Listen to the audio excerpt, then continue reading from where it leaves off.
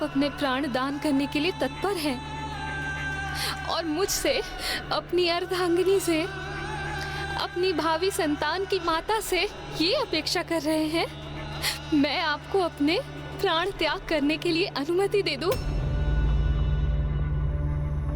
ये विचलित होने का अवसर नहीं है देवी। मुझे अपना धर्म निभाना ही होगा। किंतु ये कैसा धर्म है जो आपको मुझसे सदा के लिए दूर कर देगा? आप और मैं, अर्थात हम क्या हैं देवी? ये कैसा प्रश्न है स्वामी? आप, मैं और हमारी होने वाली संतान, हम एक परिवार हैं। और हमारा परिवार कहाँ सुरक्षित रह सकता है? परिवार की सुरक्षा का आधार तो एक सुरक्षित समाज ही तो होता है ना स्वामी? और समाज कहाँ सुरक्षित रहता है? एक सुरक्षित संसार में स्वामी, और कहाँ? किंतु आप मुझसे ऐसे प्रश्न क्यों कर रहे हैं? इसीलिए देवी, क्योंकि हमारा संसार, हमारी सृष्टि, हमारा ब्रह्मांड संकट में, अर्थात हमारा परिवार संकट में है देवी। और इस महासंकट से हमारे संसार को मेरी अस्थियां ही मुक्त कर सकती है।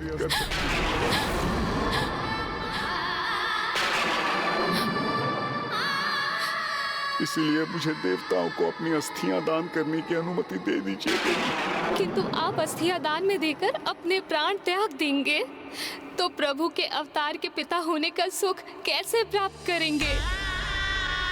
और मैं स्वामी, मैं आपके बिना कैसे रह सकूंगी?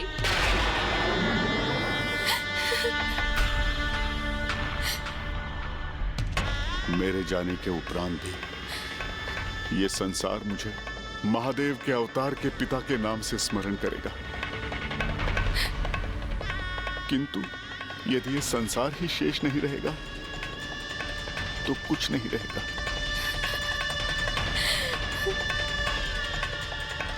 ये परिवार भी नहीं देवी। इसीलिए अब विलंब मत कीजिए, मुझे शीघ्र ही अनुमति दे दीजिए।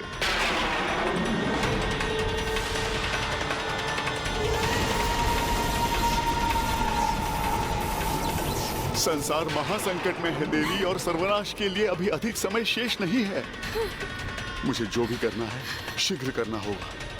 अपनी समस्त शंकाओं का त्याग कर मुझे अनुमति दे दीजिए देवी।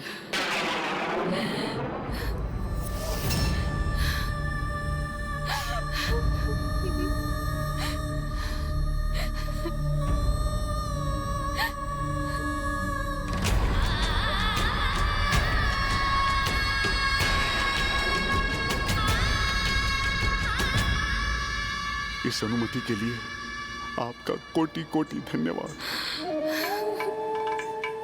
किंतु मुझसे भी अधिक त्याग तो आपका है। आज जगत की रक्षा में आप उतनी ही भागीदार होंगी जितना मैं हूं।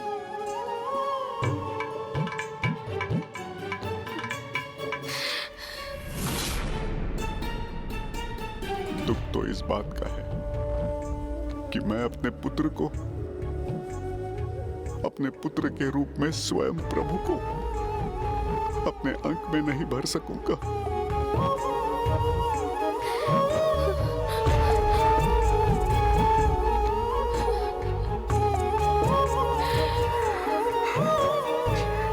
अपनी संतान का स्पर्श करने में असमर्थ रहूंगा। मुझे तो उसे एक दृष्टि देखने का सौभाग्य भी प्राप्त न हो सकेगा।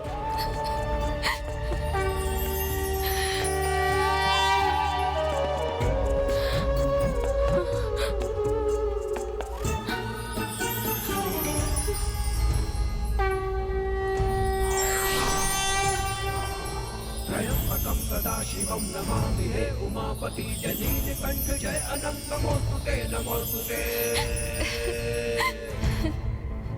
हो भोलेनाथ भक्त के हो कष्ट से निवारते, ये सृष्टि सारी संकटों से शिव है उबारते। हे प्रभु, मुझे दर्शन प्रदान करके आपने मुझे कृतार्थ कर दिया। अब मैं पूर्ण आनंद की अवस्था में अपने प्राण त्यागने के लिए प्रस्तुत हो सकता हूँ।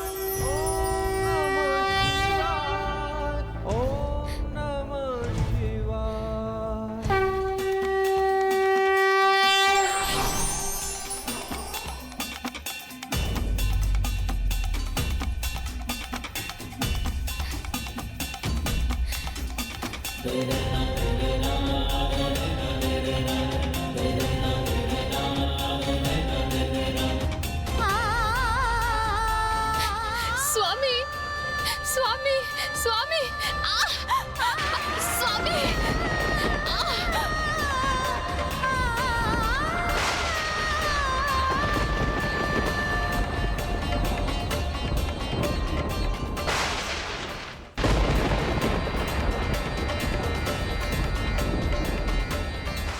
आश्चर्य, ऋषि दधीचि तो पुनः अपनी कुटिया से बाहर निकल आए, किंतु अब क्या करेंगे वो?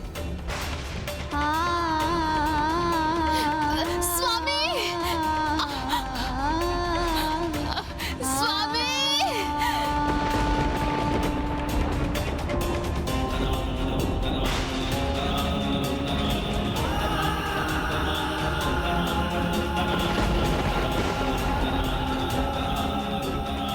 प्रभु शिव की कृपा से संसार को एक दुष्ट और भयानक असुर वृत्रासुर के प्रकोप से रक्षित करने हेतु मैं अपनी अस्थियों का दान करने के लिए प्रस्तुत। मैं अपनी अस्थियों का दान करने के लिए प्रस्तुत।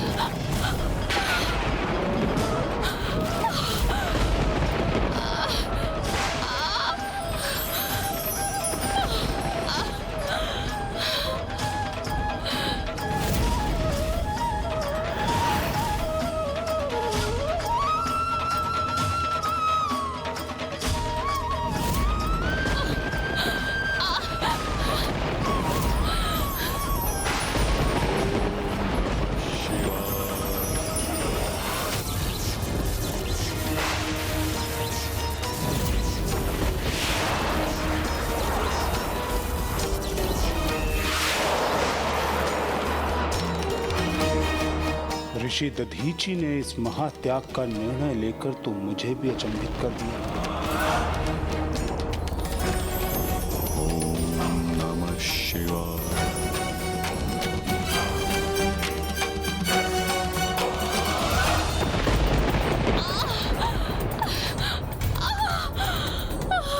ना ये सूर्य, ना ये चंद्रमा, ना ही ये धरती, सब नष्ट हो जाएंगे। मैं सबको निगल जाऊंगा।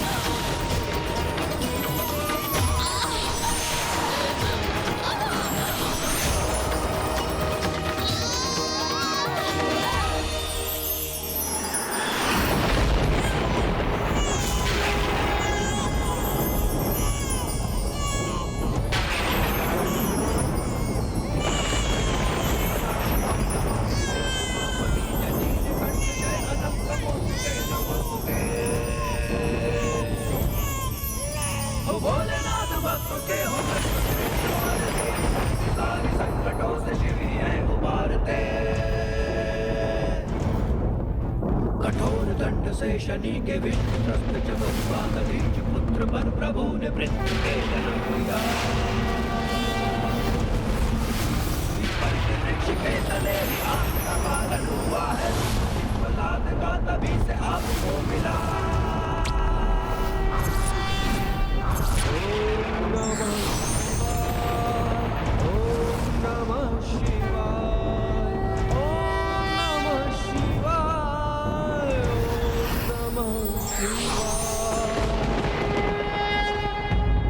ये प्रभु की कैसी लीला थी, कैसी विडंबना थी ये लंकेश, कि एक ओर तो पिता ऋषि दधीची ने अपने प्राणों का दान दिया और दूसरी ओर उनके पुत्र के रूप में स्वयं महादेव के रूप में जन्म लिया। लंकेश, माता सुवर्चा के हृदय में क्या बीत रही होगी।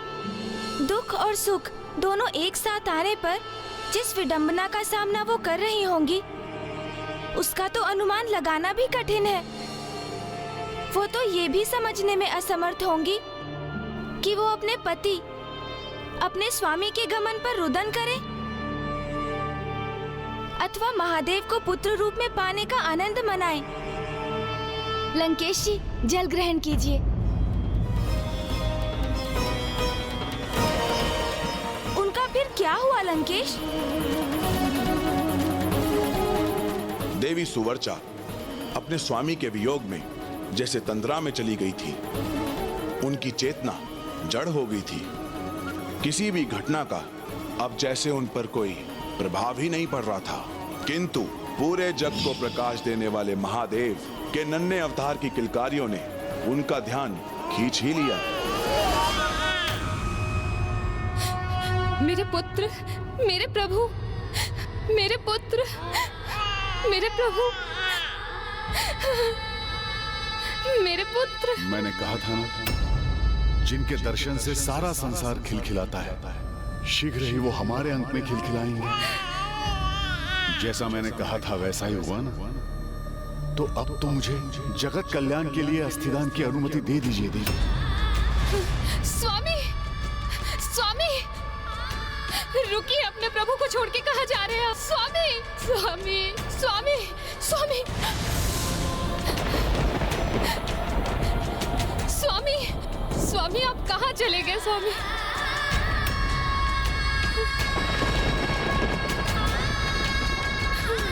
उनके स्वामी के प्राण त्यागने के उपरांत उनके वियोग ने देवी सुवर्चा को जैसे प्राणहीन ही कर दिया।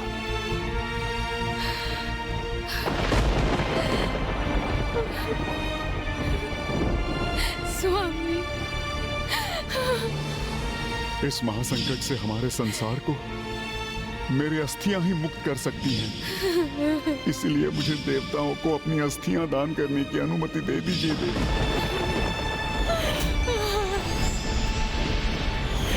स्वामी, ये उचित नहीं है। नहीं स्वामी, नहीं, आपसे विलग होने की पीड़ा मैं नहीं सह सकती। नहीं रह सकती मैं आपके बिना स्वामी।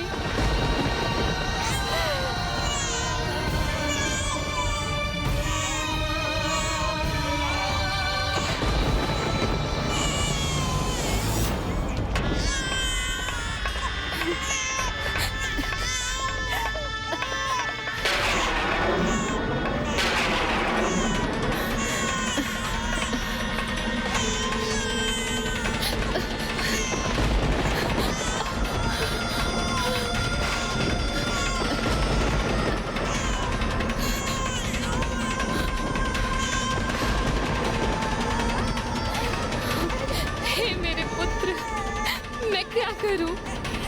ये दुख मेरे लिए भी असहन है। मैं विवश हूं।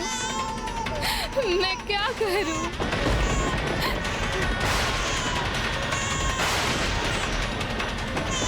हे पीपल वृक्ष, मेरी सहायता करिए।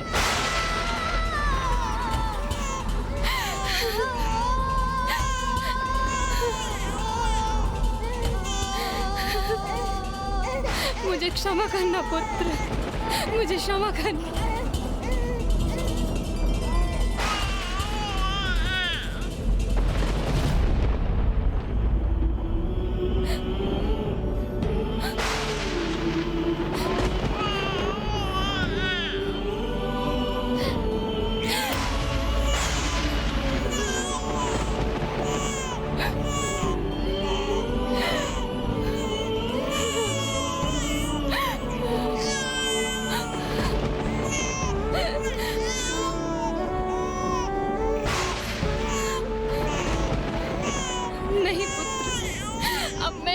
सकती। अब मेरा समय आ गया है, मुझे भी तुम्हारे पिताश्री के पास ही जाना होगा पुत्र। अपनी माता को क्षमा करना।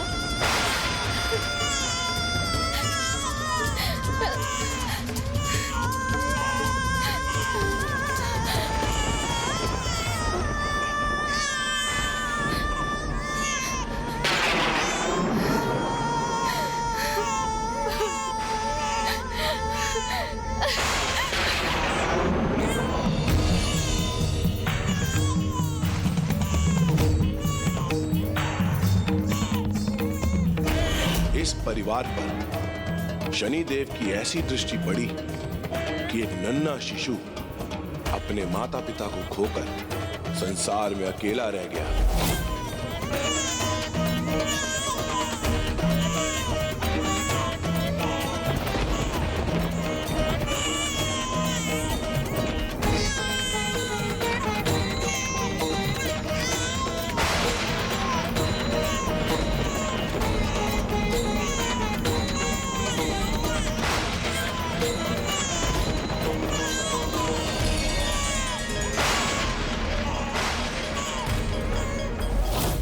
जहां एक ओर महादेव के पिपलाद अवतार का जन्म हुआ, दूसरी ओर इस समय तक उधर वृत्तासुर समस्त सृष्टि पर संकट बनकर छा चुका था।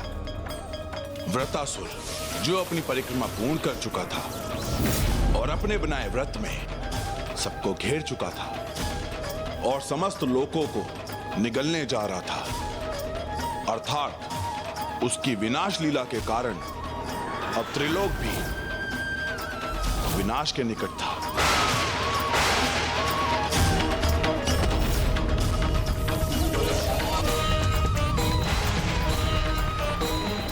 वृत्तासुर को रोकने में यदि और विलंब हुआ तो कहीं ऋषि दधीचि का महाबलिदान व्यर्थ ना हो जाए। मैं इतने महान ऋषि का परम बलिदान ऐसे ही व्यर्थ नहीं जाने दूंगा।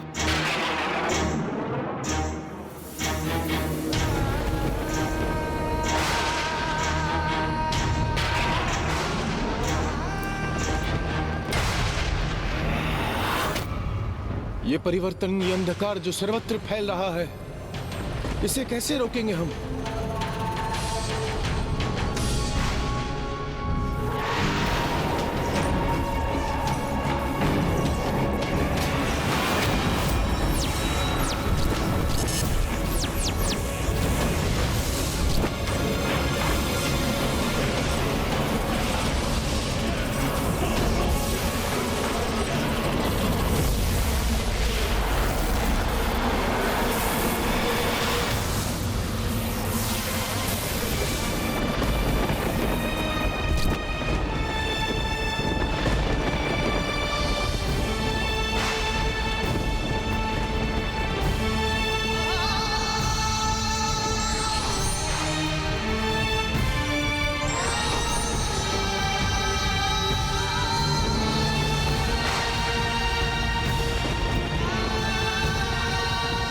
ऋषिवर की इन अस्थियों को लेकर देव शिल्पी विश्वकर्मा जी के समक्ष प्रस्तुत हुई और उनसे अनुरोध कीजिए कि वो इन अस्थियों से एक ऐसा शक्तिशाली और प्रबल अस्त्र उत्पन्न करे जिससे उस दुष्ट वृत्तासुर का अंत संभव हो सके।